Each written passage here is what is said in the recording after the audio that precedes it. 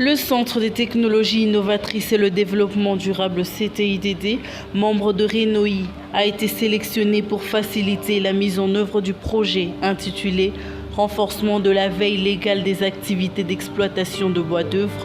pour s'assurer de la conformité d'audit de l'arrêté 84 portant conditions et règles d'exploitation du bois d'œuvre dans le programme incubateur des campagnes en RDC. C'est grâce à l'appui de l'Environmental International Agency sous la facilitation de Well Grounded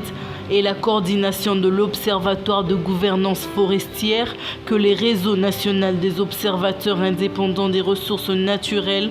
a lancé en octobre 2021 le programme incubateur des campagnes en RDC visant à une meilleure gouvernance de la gestion des ressources naturelles, entre autres les forêts, les mines, les populations autochtones, pour un changement durable de la loi et des politiques, des systèmes et des pratiques de gestion nationale, provinciale, locale des ressources naturelles. La problématique soulevée dans le cadre de ce projet est que la filière artisanale de bois d'œuvre approvisionne les marchés locaux et étrangers, mais également une part non négligeable des unités de transformation industrielle dans la ville-province de Kinshasa.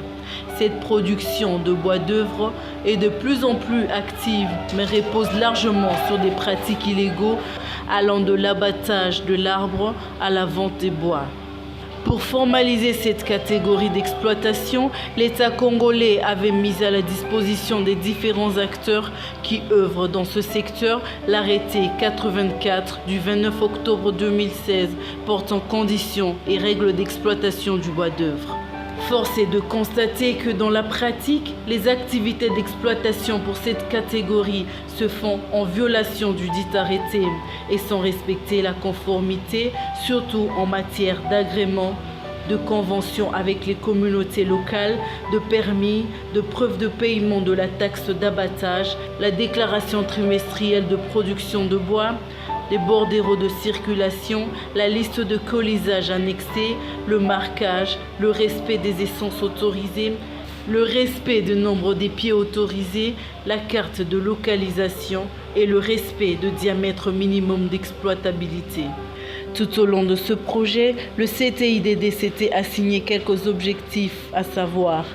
évaluer la mise en œuvre de recommandations dans le cadre d'observations indépendantes, mandatées et non mandatées de 2018 à 2020, tout en faisant une analyse des forces, faiblesses, opportunités et menaces de l'arrêté 84. Travailler avec les acteurs clés du secteur pour proposer les mesures pouvant faciliter les parties prenantes à être conformes à la loi en faisant un suivi de l'effectivité des mesures. Renforcer les actions de lobbying et de campagne pour le respect de la loi en matière d'exploitation de bois d'œuvre en RDC. De ce fait, le centre a organisé plusieurs activités avec différents experts de la société civile environnementale et ceux de ministères. Nous citons la réunion de préparation et de production des outils de mise en œuvre du projet, l'analyse des forces, des faiblesses, des menaces et des opportunités de l'arrêté 84,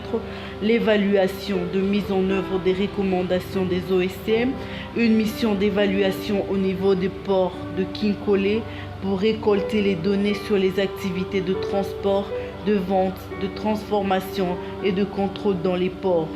L'atelier de présentation des résultats, des séances de travail avec différents acteurs du secteur afin de produire une note technique de réponse et de mesure à chaque problème soulevé dans le rapport d'évaluation. L'atelier de présentation et de validation des mesures proposées. La réunion d'évaluation des résultats des activités de sorte à mener des actions de campagne. L'action de lobbying 1 pour l'élaboration et la publication d'une note de position.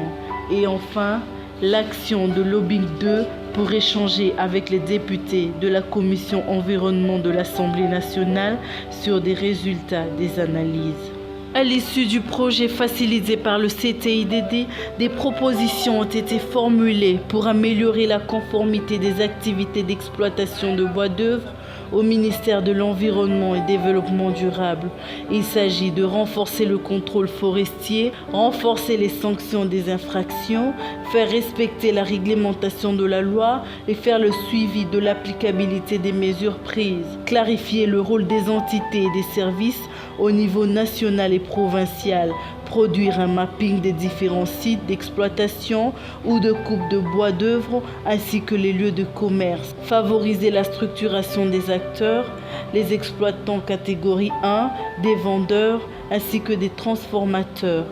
Amorcer la révision, le complément, l'adaptation de certains textes ou règlements. Rendre l'accès à l'information sur la réglementation, le nombre des exploitants par province, le nombre de cubages produits par les sites et par province, ainsi que doter en équipement et augmentation des nouvelles unités.